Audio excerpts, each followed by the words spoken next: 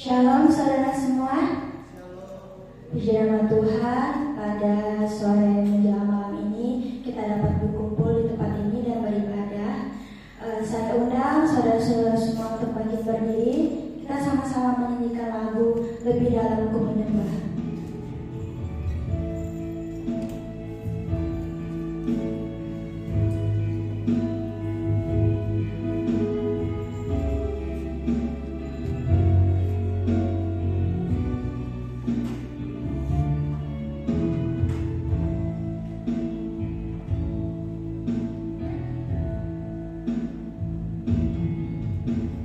Sungguh besar setiamu, nyata di sepanjang hidupku. Darahmu telah layakkan kehidupanku.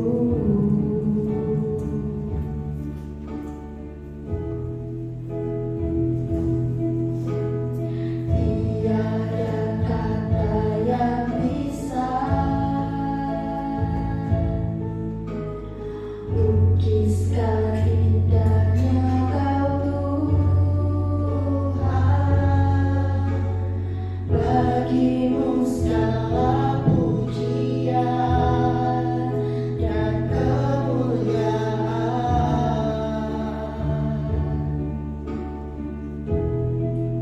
Ku tinggikan Engkau Tuhan, melebihi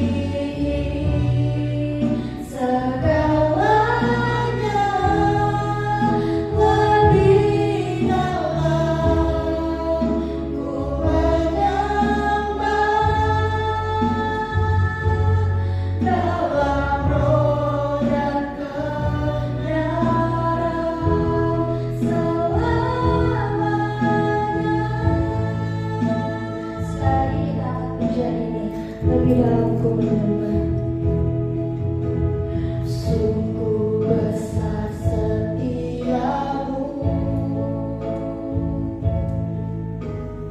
nyata di sepanjang hidupku. Darahmu telah layakkan kehidupanku.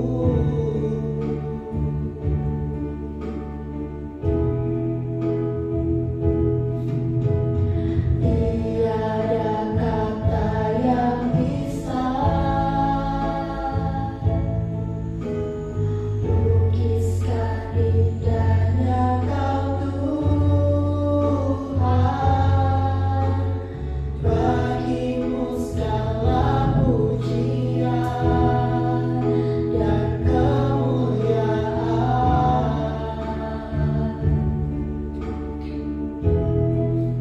Ku tinggikan Engkau Tuhan, melebihi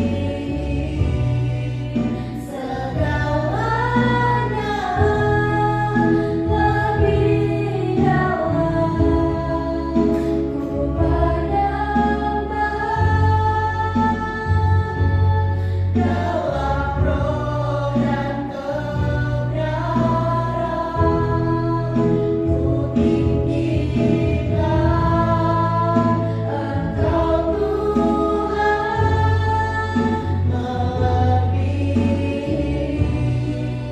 segalanya, lebih dalam ku menyembah,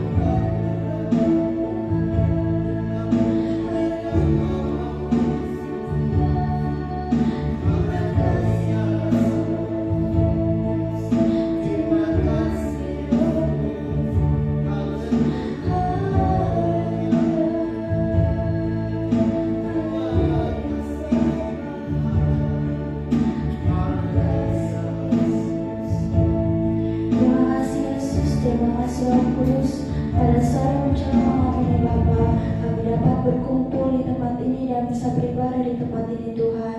Dan jika Tuhan Yesus ada teman-teman kami yang lagi di perjalanan Tuhan, Engkau sampaikan ke tempat ini dengan selamat tanpa kekurangan suatu apapun Tuhan. Dan juga Bapa, sertai ibadah kami Bapa dari awal, pertengahan, hingga akhirnya Tuhan Yesus. Biar Engkau hadir Bapa di tengah-tengah ibadah kami Tuhan. Dan tiba saat yang kami akan memulai ibadah kami ucap syukur Tuhan. Haleluya, amin. Masih ada sukacita saudara? Amin. Masih tetap lagi berdiri, kita sama-sama menyanyikan lagu Bertemu Dalam Kasih-Nya.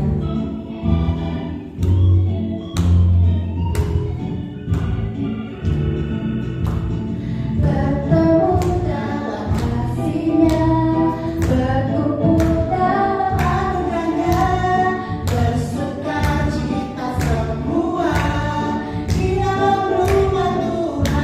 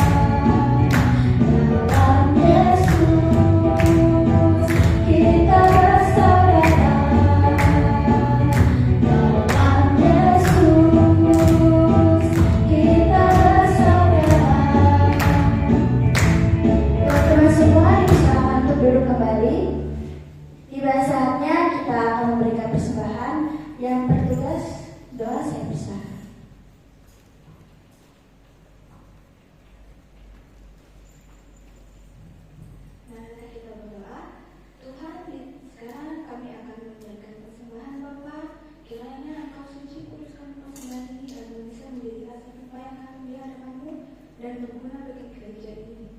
Hanya di dalam nama Tuhan Yesus Kristus kami telah berdoa dan mengucap syukur. Haleluya. Amin.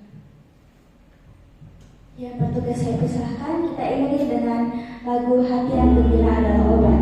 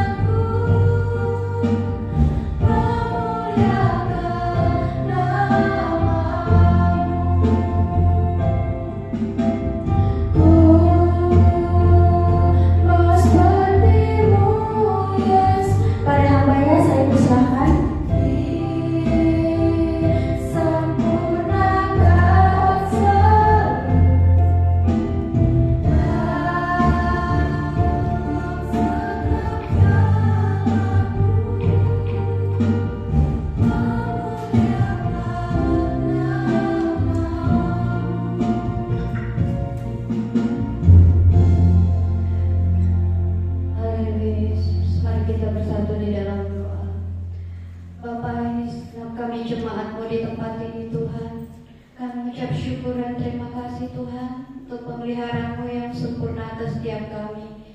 Pada kesempatan sore menjelang malam hari ini Tuhan, Kau kumpulkan kami kembali Tuhan di tempat ini untuk kami semua bersatu hati, dididik, diajar di dalam kebenaran firman-Mu.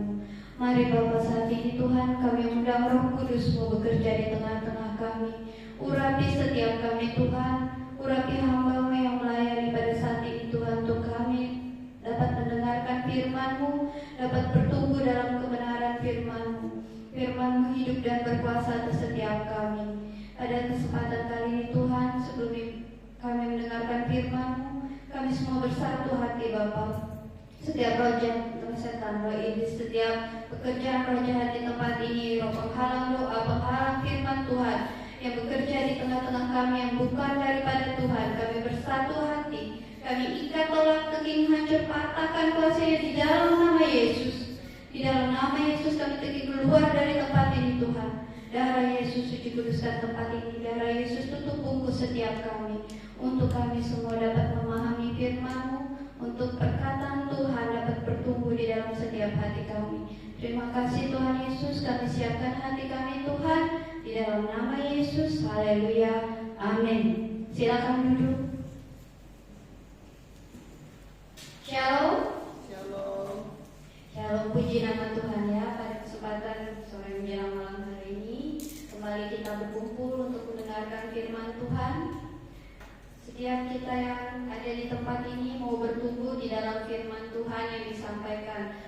Kita semua orang muda di tempat ini ya sudah menyisihkan waktu, meluangkan waktu kita pada kesempatan kali ini untuk kita sama-sama belajar bahwa firman Tuhan itu berkuasa di dalam hidup kita, mendidik dan mengajar kita di dalam kebenaran.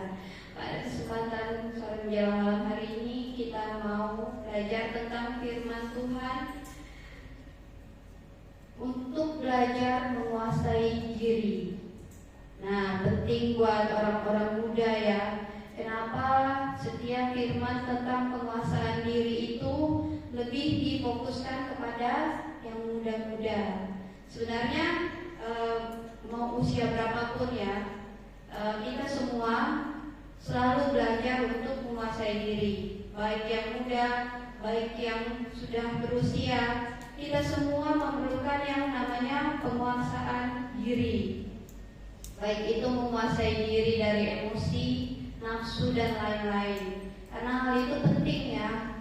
Karena kalau tidak penting dia tidak ada di dalam firman dan tidak masuk di dalam buah roh. Ya, di Galatia dengan penguasaan diri itu adalah salah satu dari buah roh kudus ya. Nah, dalam penguasaan diri seseorang itu kita diajak untuk belajar, khususnya untuk orang-orang muda. Kenapa orang-orang muda diminta untuk lebih menguasai diri? Karena kita tahu ya, zaman-zaman sekarang orang-orang muda ini kan ada di dalam masa-masa transisi, yang emosinya masih mudah tersulut, terpancing, ya rentan gitu. Penting untuk orang-orang muda itu belajar kebenaran firman Tuhan, bagaimana caranya kita mengendalikan diri dalam berbagai situasi hidup. Karena yang muda-muda ini kan generasi penerus, perjalanan ke depan masih panjang ya. Nah, kalian kalau misalnya keputusan yang kalian ambil saat ini itu dampaknya jangka panjang karena masih muda ya. Nah, dan anak-anak muda ini adalah orang-orang yang dipersiapkan untuk nanti menjadi generasi penerus yang selanjutnya, baik dalam pekerjaan Tuhan, baik di dalam dunia sekuler, dalam pekerjaan dan lain-lain ya. Nah, apa sih arti penguasaan diri? Kalau menurut Kamus Besar kita, bahasa Indonesia ya, itu adalah satu kemampuan seseorang untuk mengendalikan diri, menahan emosi, mengatur tingkah lakunya agar konsisten, tetap konsisten dan tidak merugikan, baik merugikan orang lain, merugikan diri sendiri ya. Karena seorang yang tidak dapat mengendalikan diri, dia bukan hanya bisa merugikan orang lain, dia juga dirugikan ya dirinya sendiri karena tidak bisa menahan diri, menguasai diri. Nah, dampaknya itu dapat kita lihat menurut firman Tuhan di Amsal yang ke-25. Kita buka ya. Firman Tuhan bersama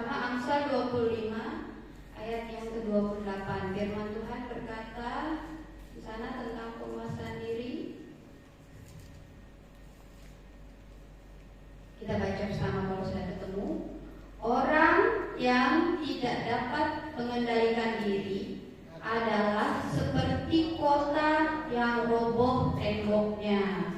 Nah, dikatakan di sana bahwa orang yang tidak bisa menguasai diri itu seperti suatu kota yang nggak punya tembok, artinya nggak punya benteng pertahanan. Kalau kita nggak punya benteng pertahanan, kalau ada musuh mudah nggak diserang? Itu mudah sekali ya. Setiap dampak-dampak negatif itu mudah masuk kalau seorang itu tidak punya benteng atau pertahanan diri ya. Dikatakan di sana kalau orang yang tidak dapat mengendalikan diri sama seperti orang yang tidak punya pertahanan. Ya, dikatakan di sana. Anak-anak muda kan sekarang ada dalam dunia sekuler. Coba lihat kalau kita nggak punya pertahanan, betapa negatifnya pengaruh-pengaruh di luar sana ya. Kalau kita nggak bisa mengendalikan diri, tidak punya pertahanan, hal yang negatif itu banyak ya. Mudah sekali terpengaruh, mudah terpancing, mudah terprovokasi. Contohnya sekarang, siapa yang banyak main medsos? Berapa banyak di sana yang terpancing hanya dari komen-komen negatif? Padahal itu cuma kata-kata ya. Tapi bayangkan itu bisa berpengaruh. Kalau kita nggak menjaga diri, tangan kita gatal nih untuk ini, kok dia menghina sekali ya komennya, kita terpancing, jadi masalah ya. Di medsos kita hujat-hujatan, kita ikut omong-omong kasar karena nggak bisa mengendalikan diri, terpancing ya. Jadi kita mengeluarkan kata-kata kasar, bahkan sumpah serapah yang harusnya nggak keluar di dalam mulut anak-anak Tuhan karena terpancing, tak bisa mengendalikan diri. Nah, juga dalam bentuk pergaulan bebas ya. Betapa mengerikan di luar sana pergaulan bebas karena tidak bisa mengendalikan hawa nafsu, nggak bisa mengendalikan pergaulan. Kita kecemplung di dalam pergaulan yang buruk, terseret. Nah, padahal seharusnya kita punya pegangan. Di sini firman Tuhan katakan banyak hal yang bisa menjaga bagaimana seorang muda itu hidup benar. Tapi karena kita ada dalam satu lingkungan dan kita pada keadaan gak punya pertahanan, mudah sekali kita terpancing, mudah kita terseret arus ya. Betapa mengerikannya kalau kita itu seperti satu kota yang roboh temboknya. Mudah banyak hal masuk ke dalam hidup kita. Kita juga mudah diprovokasi, terpancing. Ada nggak saudara pernah lihat berita-berita di TV atau di medsos? Kalau misalnya demo-demo yang biasanya dipakai orang-orang tua seperti kami atau anak muda? Anak muda ya. Kenapa? Karena sudah anak muda itu punya kekuatan fisik yang beda. Anak muda juga mudah terpancing. Anak muda itu mudah tersulut emosinya. Dikomporin sedikit, harga diri ya. Nah, langsung ikut. Atau iming-imingi sesuatu yang menjanjikan, nah jadi ikut juga hal-hal yang buruk. Nah, kenapa orang-orang muda itu penting untuk menjaga diri supaya kita tidak mudah terpancing, terprovokasi, dimanfaatkan oleh orang lain. Ya, coba lihat kalau orang ikut demo, yang bonyok siapa? Yang dapat untungnya siapa? Paling kalau ikut demo dapat uang berapa dan nasi bungkus. Tapi yang di atas yang punya kepentingan bagaimana? Mereka meraup banyak sekali keuntungan dari orang-orang muda yang terpancing itu ya. Betapa merugikannya. Kalau kita itu ada dalam satu keadaan yang harusnya kita nggak di situ, kita punya pertahanan, kita punya pendirian, tapi karena kita terseret, kita dimanfaatkan oleh oknum-oknum ya yang memanfaatkan situasi pada saat itu. Nah, apa yang firman Tuhan mau katakan ya buat kita semua? Bahwa di dalam firman Tuhan itu Tuhan katakan tentang penguasaan diri ini untuk orang-orang muda itu penting. Coba kita buka di Amsal 16 ayat yang 32. Apa yang firman Tuhan katakan tentang seorang yang dapat menguasai diri? Amsal 16 ayat yang ke 32.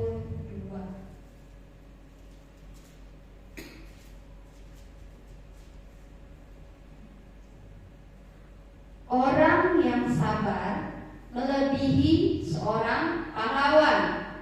Orang yang menguasai dirinya melebihi orang yang merebut kota.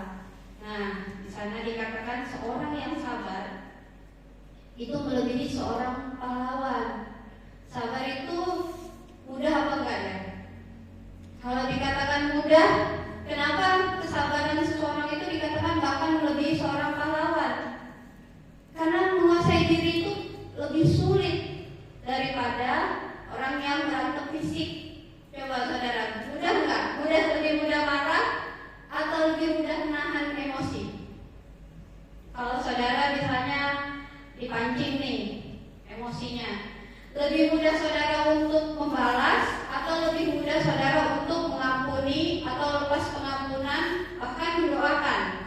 Lebih susah mana? Pasti lebih mudah marah-marah ya.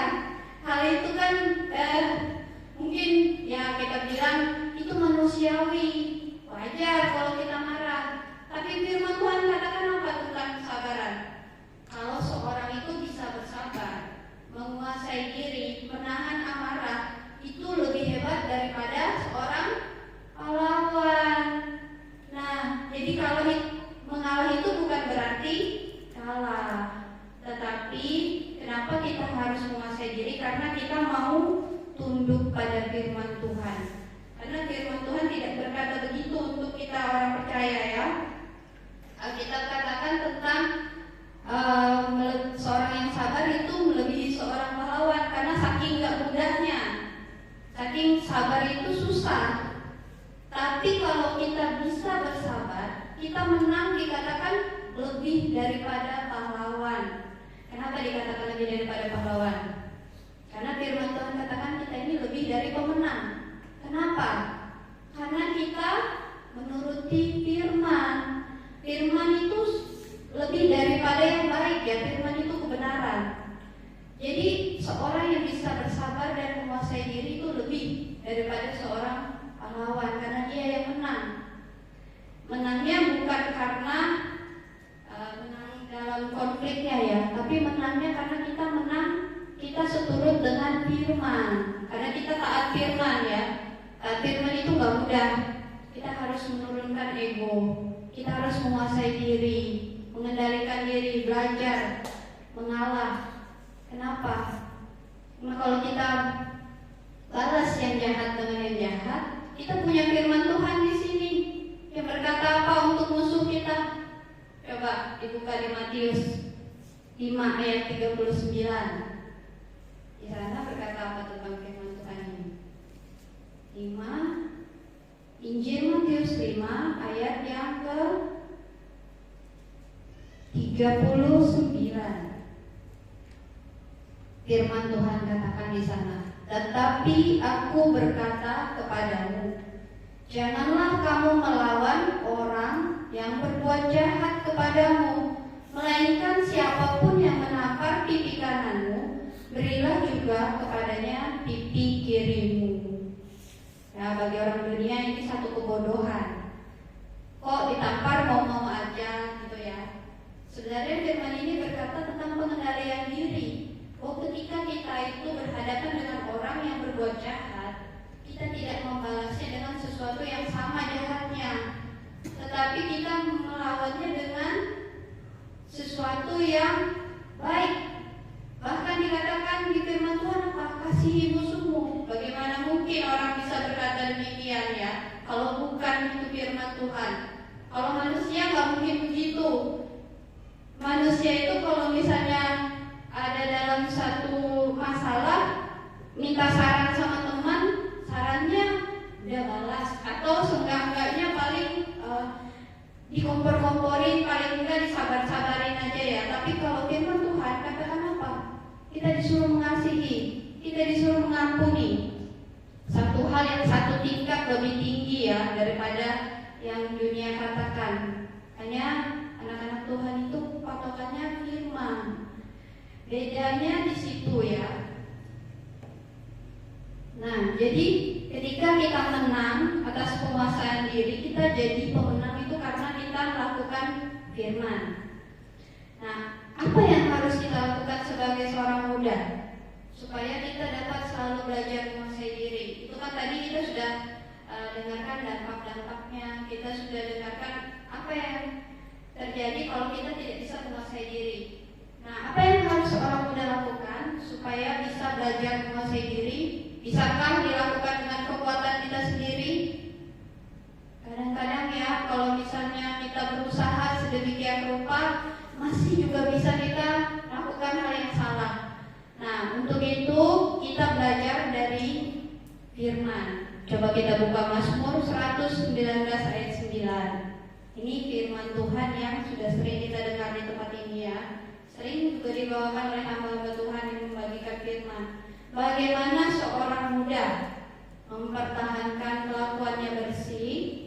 Dikatakan di sana dengan menjaganya sesuai firman-Mu.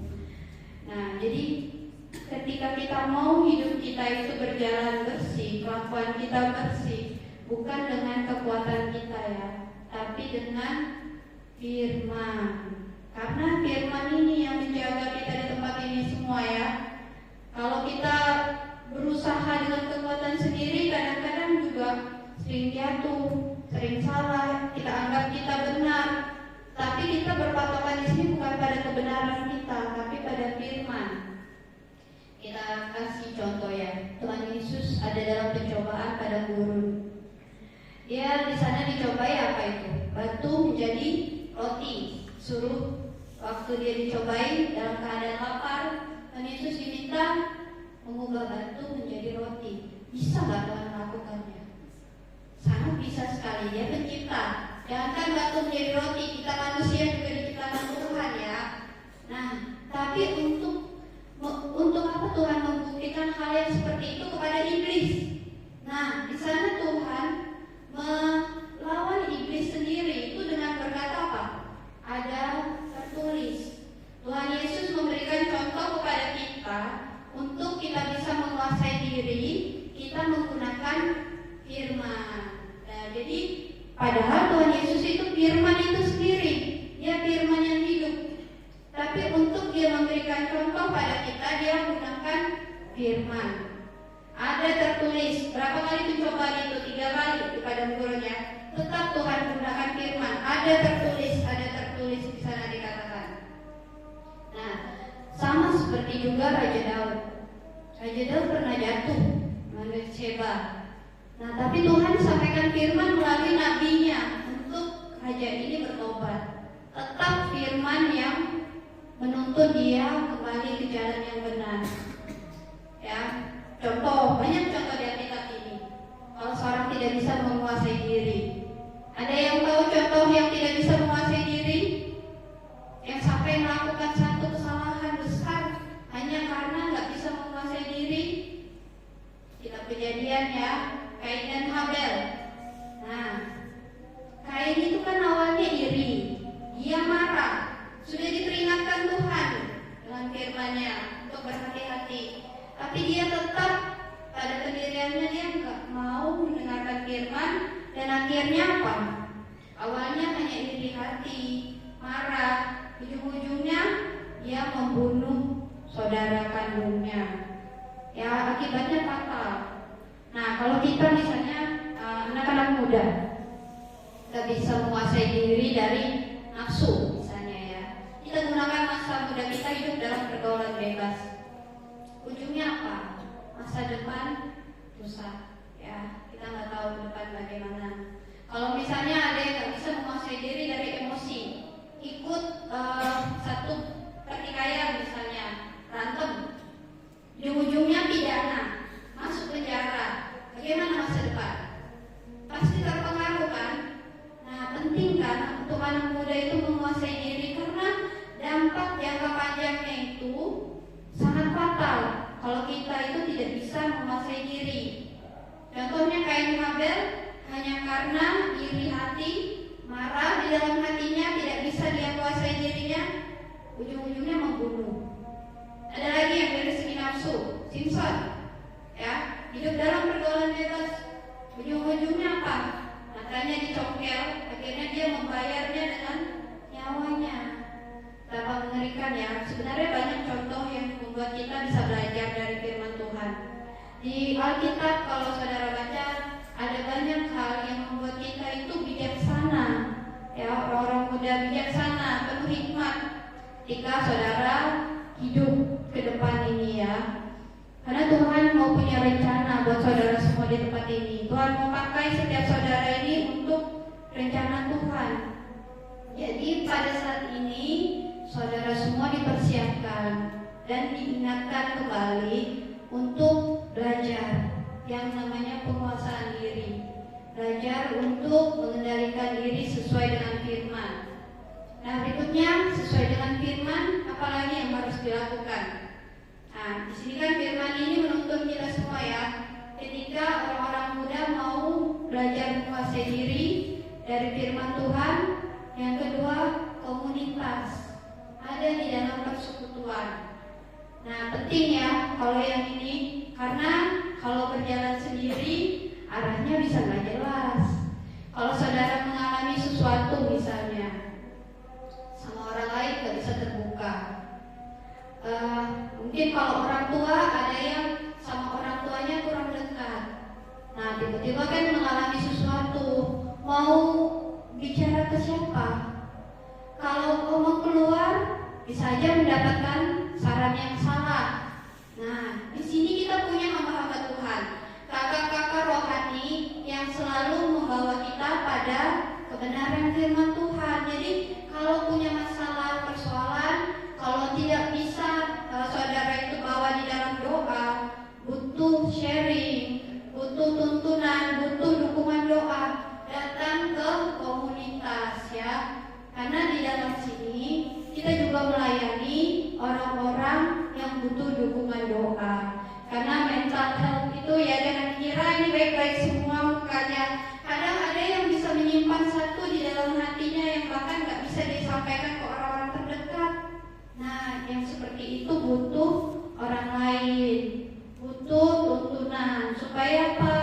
Supaya diarahkan ke jalan yang benar, diingatkan melalui firman Tuhan. Di sini kita pasti mendapatkan saran, nggak mungkin yang melenceng, ya. Pasti selalu dibawa kepada yang benar. Itu saudara kalau bicara curhat-curcol ke teman-teman, sarannya kita belum tentu ini membawa kita malah lebih bagus, siapa tahu malah menjerumuskan, ya. Nah, penting, ya, baik itu perempuan, laki-laki sama, ya. Sekarang pelecehan dan lain-lain kejahatan yang rupa-rupa itu bukan cuma dialami perempuan, laki-laki juga, ya. Dulu kita orang tua menjaga anak gadis kita sedemikian rupa karena perempuan katanya lebih rentan nih dan kejahatan. Tapi zaman sekarang laki-laki juga bisa, ya. Nah, bahkan laki-laki ini lebih sulit. Karena apa? Laki-laki ini susah untuk bicara seperti perempuan, ya. Laki-laki suka pendam dalam hati. Kadang-kadang kalau dibully atau dilecehkan bisa aja nggak ngomong ke siapapun. Nah, di sini firman Tuhan katakan, ya, kalau saudara mengalami suatu masalah, persoalan yang bahkan tidak tahu jalan keluar, saudara bawa ke Tuhan. Saudara bawa, kalau memang misalnya tidak mampu untuk simpan sendiri, datang ke hamba-hamba Tuhan, ya. Kakak-kakak rohani di sini banyak nih yang bisa bantu saudara untuk kasih jalan keluar, ya. Kalau saudara di dalam doa, ya, jangan sampai bawa ke tempat lain karena belum tentu di luar sana itu usul atau idenya itu bagus buat kita. Nah, pentingnya penguasaan diri untuk kita ini, ya saudara, karena saudara semua di tempat ini kan selain saudara berjemaat juga melayani. Nah, di dalam melayani kan kita punya banyak kendala, kita juga punya banyak hal yang terjadi. Nah, tapi kalau kita sama-sama bersatu bisa menguasai diri dengan kasih Kristus, Tuhan pasti satukan kita, ya. Apapun masalah persoalan itu, nggak ada yang nggak punya jalan keluar. Saya lihat ada banyak di sini orang-orang muda yang ketika punya masalah, ya, datang minta pertolongan hamba Tuhan. Itu bagus. Karena daripada saudara pergi ke tempat lain, mending saudara datang ke rumah Tuhan. Bawa dalam doa, ya.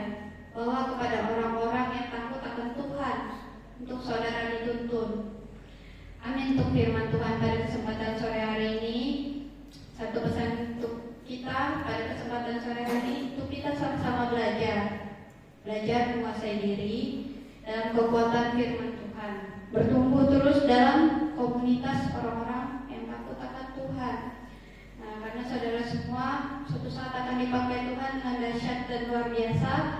Makanya saat ini kita semua dipersiapkan Tuhan di tempat ini untuk kita dapat melayani Tuhan lebih lagi.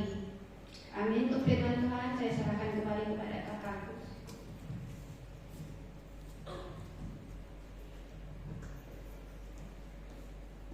Mari kita bersatu di dalam doa.